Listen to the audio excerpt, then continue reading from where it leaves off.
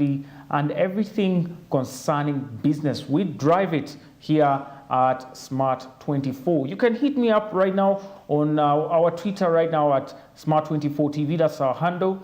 And of course, my personal handle is Anthony Sebale. And you will definitely be able to get to interact with our team, and we will get you your questions answered on the show. This show is about saving and investments. We want to see that as Ugandans, we can save more and invest those savings wisely. Of course, people save for different reasons.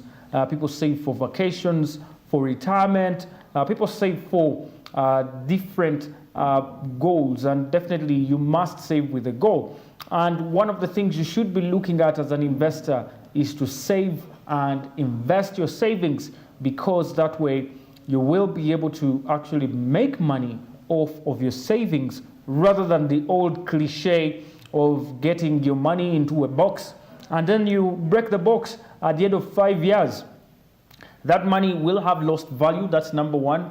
Secondly, you will not be able to purchase with that money what you would purchase 5 years ago, because of course, as times change, we go through different economic waves, and these definitely affect the value of the money. So you must be adding value to your money wherever you are. You must be adding to your money value, so that you can actually make money passively. That is the best way to grow your wealth. That is the best way to secure your future, so that you can be actually one of the people who can retire at 65 with a fortune for yourself. In the financial markets, we basically look at mainly 4 segments here on the markets. We look at the debt market, that is the treasury bonds and treasury bills. Here in Uganda, they are issued by the Bank of Uganda, and that is of course from government through Bank of Uganda and to the public. These are instruments that offer you with an opportunity to lend to government,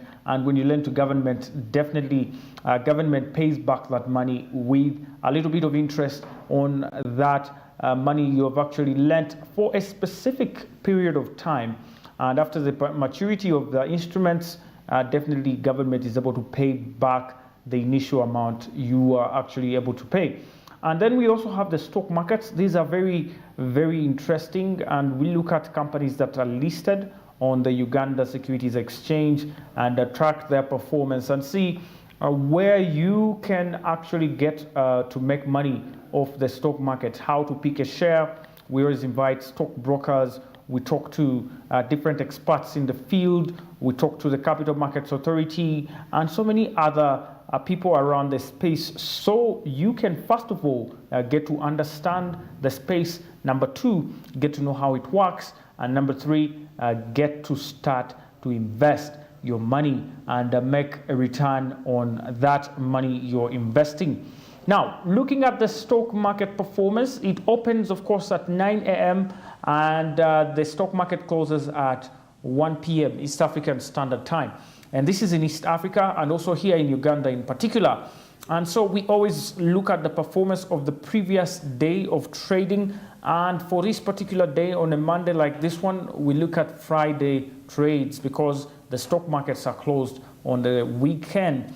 And while you were away on the weekend on Friday, we had about 3 Uganda Securities Exchange Limited companies participate in trading, and the day ended with a very colorful performance for the all share index as well as for the local company index. The day had over 8 gainers and just 1 loser, meaning there was a kind of bullish market performance there on the stock exchange and on the Uganda Securities Exchange. Now, the gainers were led by Bank of Baroda Uganda, of course, the highly anticipated company here that lost the day before, that was on Thursday. If you were able to track the performance of this particular company, it actually lost some value on Thursday, but was able to come back very strongly at the end of the Friday trades at the 85 Ugandan shillings mark. after having gained about 5.81% on its share price and closing at 85 Ugandan shillings. The other gainer was Centum. Centum also gained by about close to 4.4% on the stock market yesterday, much as they didn't carry out any trades on the market. Jubilee Holdings was also another company that actually gained at a 2.481%.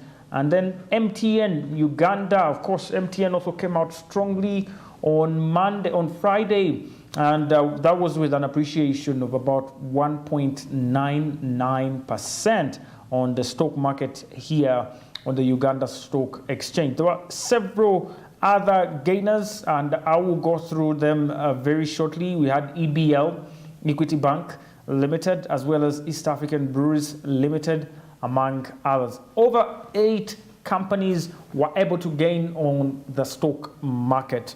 Now, on the losing side, we had only one company, and it was cross-listed, and that is Nation Media Group, cross-listed from Kenya.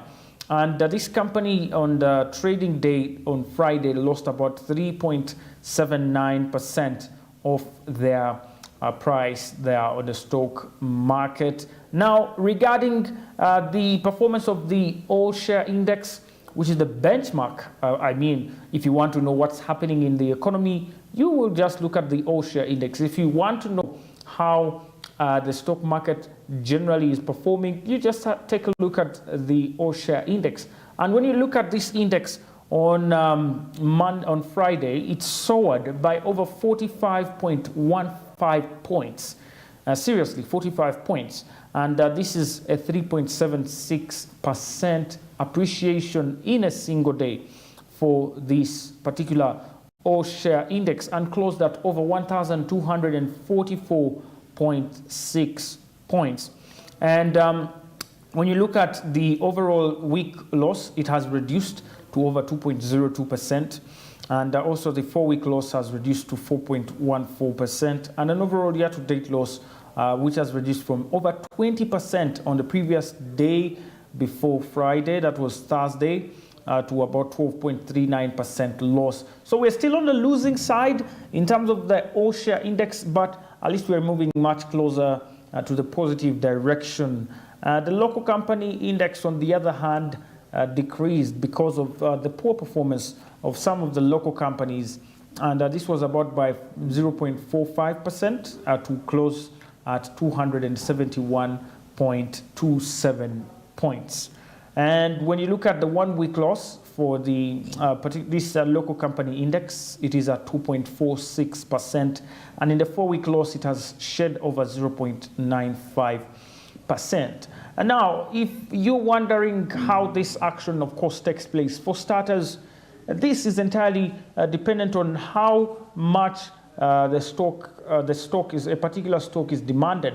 The pricing of the stock depends on how many people are willing to buy that stock at either a higher price or a lower price. If people are more willing to buy at a lower price, then definitely you will move the price downwards because they have a 15% window. Traders have a 15% window that the Uganda Securities Exchange leaves for people to actually trade in. So, for example, if MTN is trading at 185, one is free to trade within 15% of 185.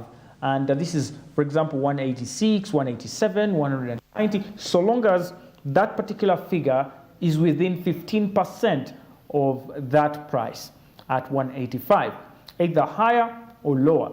And so when you see that the price is moving down, it means that there are more people willing to buy, and people are actually who are already holding these shares are willing also to sell these shares at a much lower price, meaning people are kind of losing interest. In other words, it's a kind of a phenomenon that translates from the way people feel about a particular stock. It doesn't really sometimes augur well with the company and how the company is actually performing in actual sense, but sometimes it's entirely dependent on what the speculations are in the market. People speculate, and of course they have different opinions on why a particular stock is being chosen.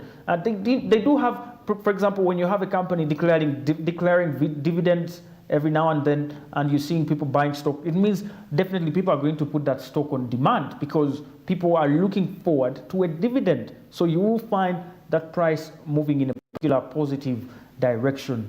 However, sometimes also prices move due to other factors, especially the cross-listed ones. For example, when you look at Centum, who gained by over 4% on Friday, it wasn't entirely, and actually not at all, due to the demand of Centum investment stock. Rather, when you look at the foreign exchange rates, you look at also the demand of this stock on the domestic exchange, which is the Nairobi Stock Exchange. At the end of a trading day, the prices on the Uganda Stock Exchange have to agree with the domestic exchange prices. In other words, we have to have some kind of agreement between the price of Centum on the Nairobi Stock Exchange and the price of Centum on the Uganda Stock Exchange. And this agreement comes at the end of the trading session, and therefore sometimes the prices also move due to these different results of trading on particularly the domestic stock exchange. And of course, that is usually the benchmark on which the price for this stock on the cross-listed exchange is actually determined. Now, those are some of the factors, but there are quite many other advanced factors like the foreign exchange rate and inflation and so many others that do affect the stock prices. But generally speaking, those are some of the things that do affect the stock prices. Now, if you want to know how to pick a stock, tomorrow at exactly 11:30 a.m., I will be having Mr. Musazi from the Standard Bank Group Securities. This is one of the stock brokerage firms in Uganda. We will be talking a little bit more about how to pick a share and when to decide to pick a specific share, and when do you drop that share. When should you say, okay, enough is enough, I think I'm supposed to be quitting this company? Or when should you be running to a certain stock? Should you always depend on the speculations of other people, or you should actually have facts at your fingertips so you can actually make the right decision? That and more will be coming up tomorrow. Now, we have already monitored and seen that the stock market moved in a much more positive direction, generally speaking, especially when it comes to the cross-listed companies. Most of them were on the gaining side, and we had only 2 domestic companies that lost. Unlike our stock market here in Uganda, it was a different story, a little bit for the Nairobi Stock Exchange after they registered a slight decline in the all-share index. And when you also look at the major indices like the NSE 25 and the NSE 20, there was also some bit of volatility here and there. We're going to take a quick breather, and when we return, we break down those matters and look at what brought about these changes, who did what, and what should we expect. Stay with us. We'll be right back.